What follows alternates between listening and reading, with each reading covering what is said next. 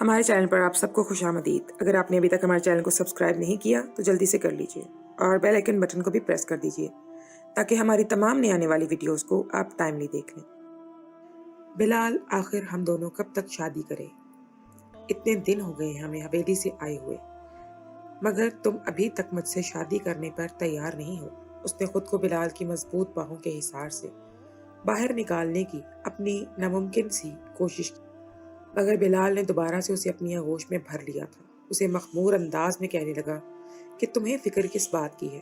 मैंने तुम्हें कहा है कि मैं जल्द ही तुमसे शादी कर लूंगा, और वैसे भी हम दोनों एक हो गए हैं और यहाँ पर ऐसा कोई भी नहीं है जो हम दोनों को एक दूसरे से दूर करे। तुम फिक्र मत करो, मैं तुम्हें कभी भी खुद से दूर नहीं जाने दूंगा। उसकी खूबसूरत बातें सुनकर मलिहा फिर से खुद को उसके हवाले कर गई थी। अब इन दोनों की इसी तरह से रंगीन जिंदगी गुजरती जा रही थी। सुबह होते ही बिलाल घर से निकल जाता था और रात को जब घर में आता तो मलिहा कुछ जानवरों की तरह भंबोड़ने लगता था। चूंकि मलिहा बिलाल से मोहब्बत करती थी, इसलिए उसकी हवस में मलिहा को मोहब्बत नजर आ रही थी।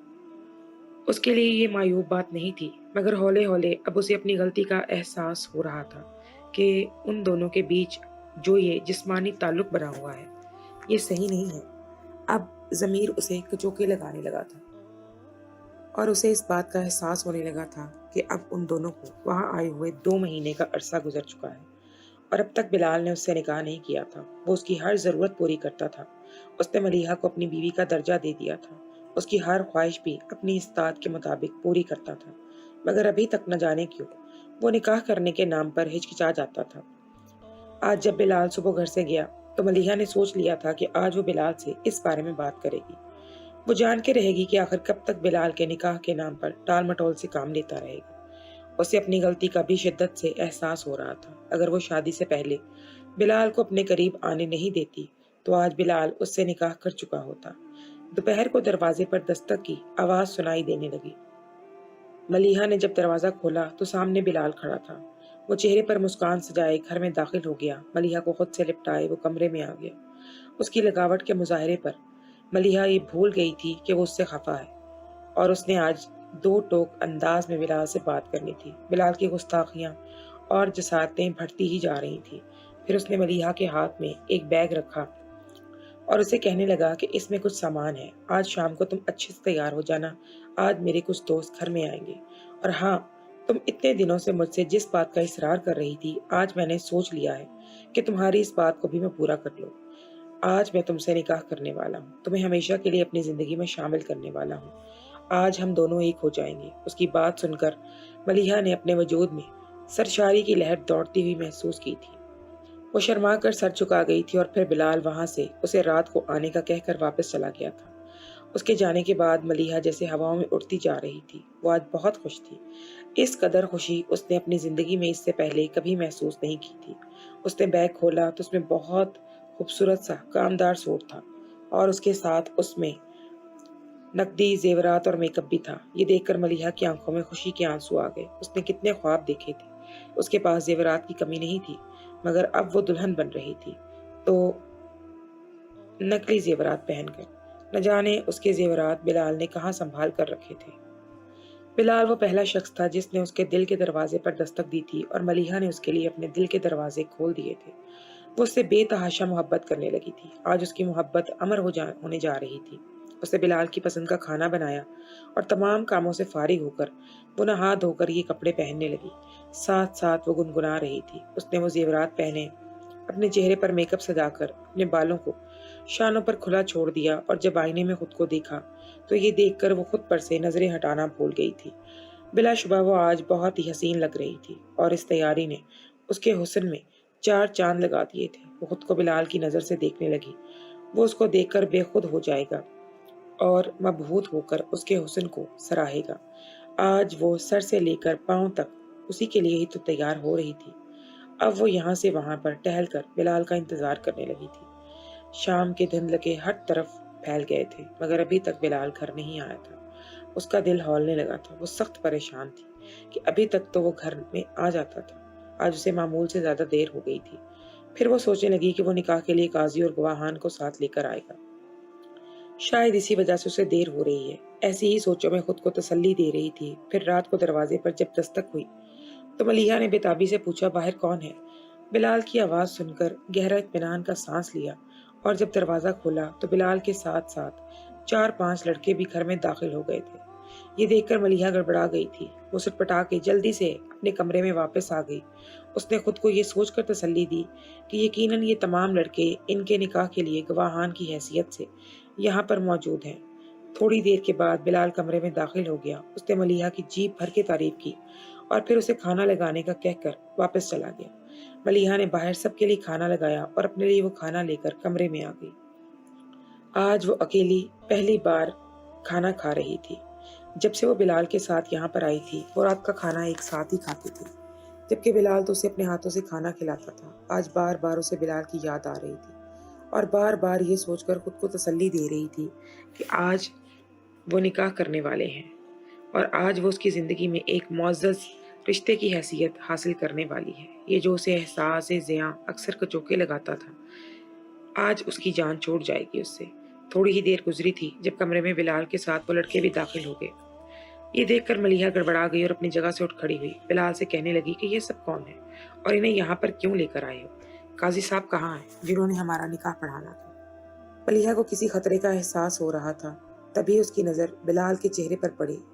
ये चेहरा वो नहीं था जिससे वो मोहब्बत करती थी। ये वो शख्स नहीं था जिसके लिए वो अपनी तमाम तर दौलत, जायदाद और रिश्ते नाते ठुकरा कर आई थी। ये कोई शख्स और ही था और जिन सर्द निगाहों से वो मलिहा को देख रहा था उसने मलिहा के वजूद में सर्द लहर दौड़ा दी थी।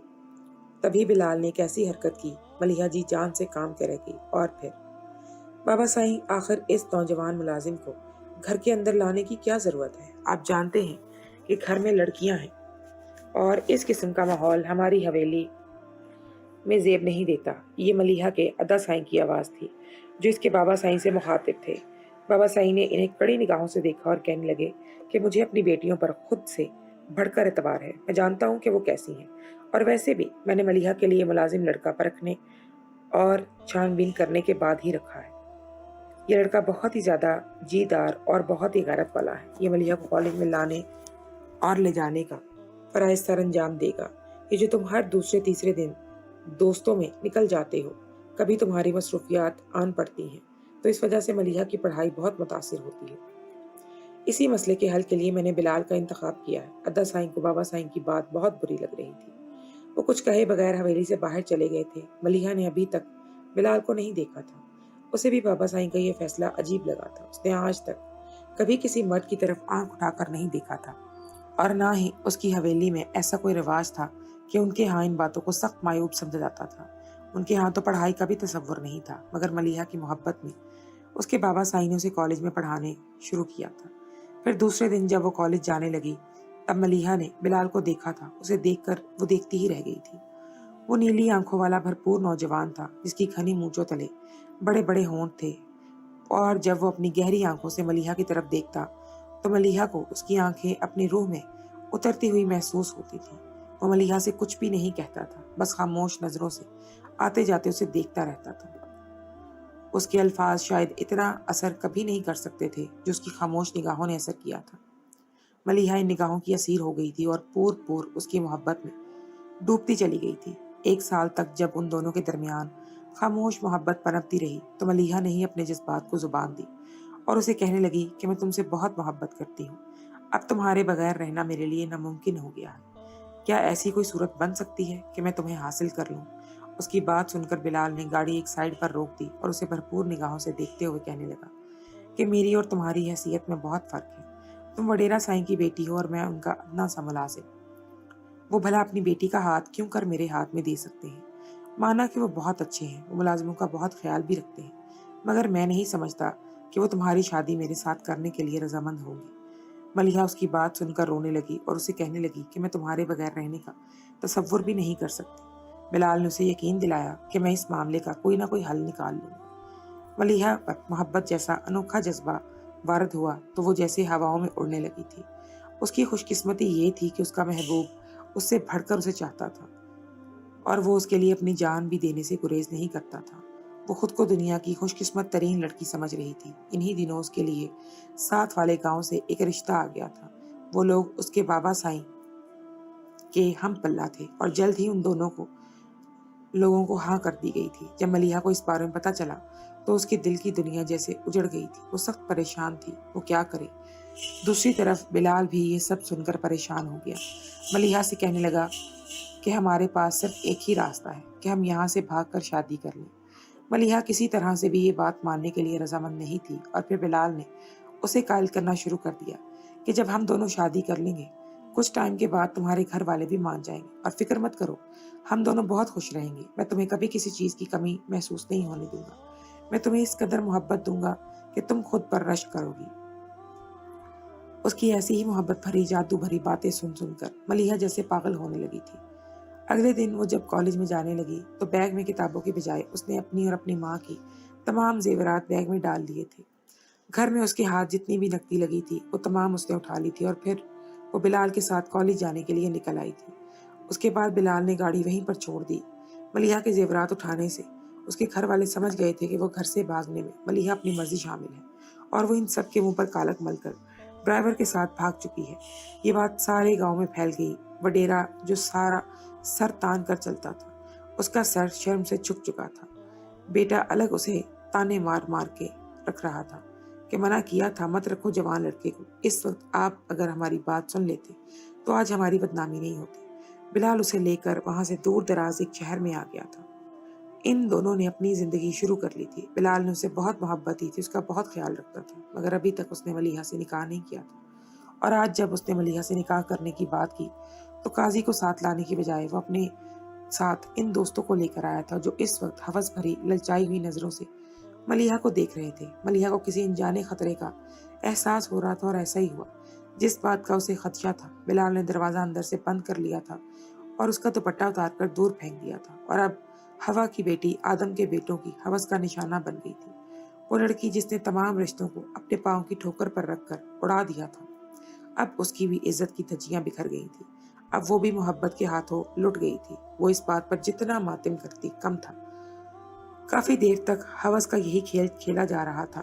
اس کے بعد وہ لوگ وہاں سے چلے گئے تھے تو بلال پر ملیحہ نے ایک نفرت بھری ہو گئی، کیونکہ ایک ساتھ اتنے مردوں کی درندگی کا نشانہ بنی تھی، وہ ادموئی ہو گئی تھی۔ جب اسے ہوش آیا اسے اپنی وجود سے گھن آ رہی تھی، مگر یہ راستہ اس نے خود اپنے لیے چنا تھا۔ اسے پتا تھا کہ اب اس کے بھائی اس کے خون کے پیاسے بن کر گھوم رہے ہوں گے، کیونکہ وہ اپنی حویلی کے مردوں کو اچھے سے جانتی تھی۔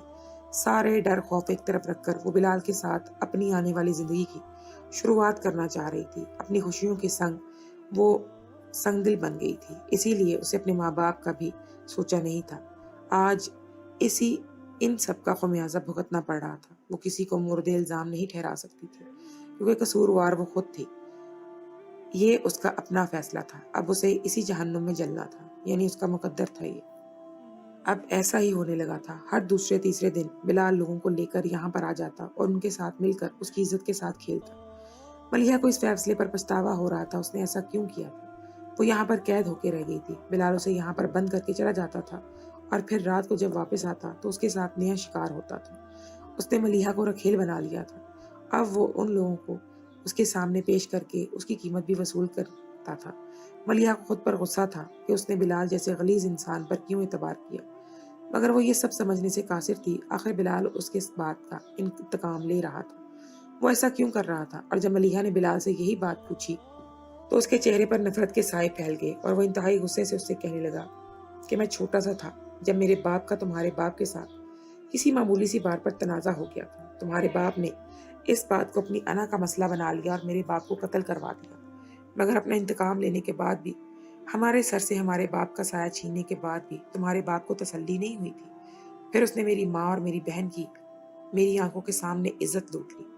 اس وقت میں چھوٹا سا تھا، میں کچھ بھی نہیں کر سکتا تھا، مگر جب میری ماں اور جوان بہن میری آنکھوں کے سامنے رسوا ہوئیں تو انہوں نے اپنی بدنامی کے خوف سے خودکشی کر لی تھی، اور ان کی وہ بے بسی آج تک مجھے نہیں بھولتی۔ آج بھی میں آنکھیں بند کرتا ہوں تو میرے سامنے وہی منظر گھوم جاتا ہے۔ میں وہاں سے آ گیا تھا، میرے ایک رشتے کے ماموں نے مجھے پالا تھا، مگر یہ نفرت کی آگ میرے دل میں پلتی جا رہی تھی، اور میں چاہتا تھا کہ جو کچھ تمہارے باپ نے میری ماں اور بہن کے ساتھ کیا تھا میں اسے اس بات کا انتقام لوں، اسے بھی جیتے جی مار دوں۔ ایک دن میں نے تمہیں کالج میں آتے جاتے دیکھا تھا، تم پر میری نظر پڑی تو میں نے سوچا کہ میں تمہارے بھی گھر میں گھس کر تمہارے باپ کی عزت پر ہاتھ ڈالوں گا، تاکہ اسے پتا چلے کہ جب کسی کی عزت کو رسوا کیا جاتا ہے تو اسے کیسا محسوس ہوتا ہے۔ تمہارے ساتھ یہ جو کچھ بھی ہو رہا ہے تمہارے باپ کے گناہوں کی وجہ سے ہے۔ اس کی بات سن کر ملیحہ پھوٹ پھوٹ کر رو پڑی تھی۔ اسے بلال پر بہت غصہ تھا، جس نے ملیحہ کو اپنے باپ کے گناہوں کی سزا دی تھی، جبکہ ملیحہ تو اس سب میں بے قصور تھی۔ وہ تو اس بارے میں کچھ بھی نہیں جانتی تھی۔ اس سب کی ملیحہ کو سزا دینا کسی طرح سے بھی مناسب نہیں تھا۔ پچھلے کچھ دنوں سے اس کی طبیعت گری گری سی رہنے لگی تھی، اور جب اس کی طبیعت زیادہ خراب رہنے لگی تو بلال اسے لے کر مجبوراً ڈاکٹر کے پاس آ گیا۔ تب ڈاکٹر نے اس پر یہ انکشاف کیا تھا کہ وہ ماں بننے والی ہے۔ یہ دوہری اذیت تھی جو ملیحہ جھیل رہی تھی۔ وہ نہیں جانتی تھی کہ اس کے بچے کا باپ کون تھا، کیونکہ وہ کتنے ہی مردوں کے ہاتھوں کھلونا بن چکی تھی۔ وہ اب بے بسی کی انتہا پر پہنچ چکی تھی۔ بلال نے اس پر یہ مہربانی کی تھی کہ جب تک اس کے ہاں بچے کی ولادت نہیں ہوئی تھی تب تک اسے کسی مرد کے سامنے بھی تختہ مشق نہیں بنایا تھا، بلکہ وہ اس کا خیال بھی رکھتا تھا۔ اور پھر ملیحہ نے جب 2 جڑواں بیٹوں کو جنم دیا تھا تو وہ ایک عجیب ہی احساس سے دوچار تھی۔ اسے کچھ سمجھ نہیں آ رہا تھا کہ وہ کیا کرے۔ اسے ماں بننے کی خوشی تھی یا اسے اس بات کا غم تھا کہ وہ اپنے بچوں کے باپ کے نام تک کو نہیں جانتی تھی۔ وہ انہیں شناخت بھی نہیں دے سکتی تھی، وہ ان کا مستقبل نہیں سنوار سکتی تھی۔ نہ جانے ان بچوں کا مستقبل کیا ہونا تھا۔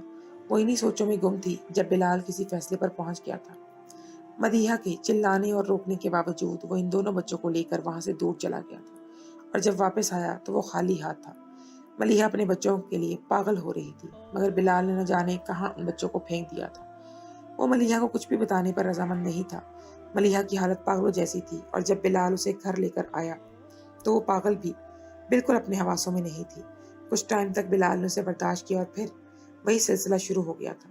شاید اسے اسی طرح سے کمائی کھانے کی عادت پڑ گئی تھی۔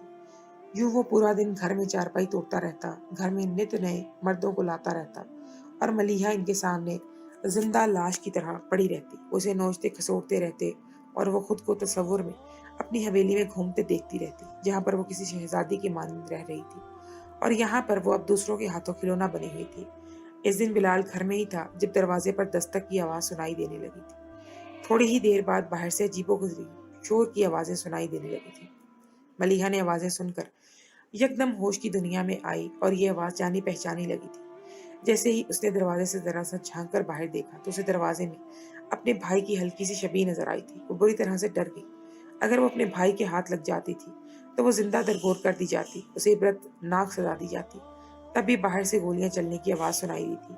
ملیحہ کے پاس یہی وقت تھا۔ وہ جلدی سے کمرے سے باہر نکلی اور پچھلے دروازے سے نکل کر وہاں سے دور بھاگنے لگی۔ بھاگتے بھاگتے وہ کافی دور نکل آئی تھی۔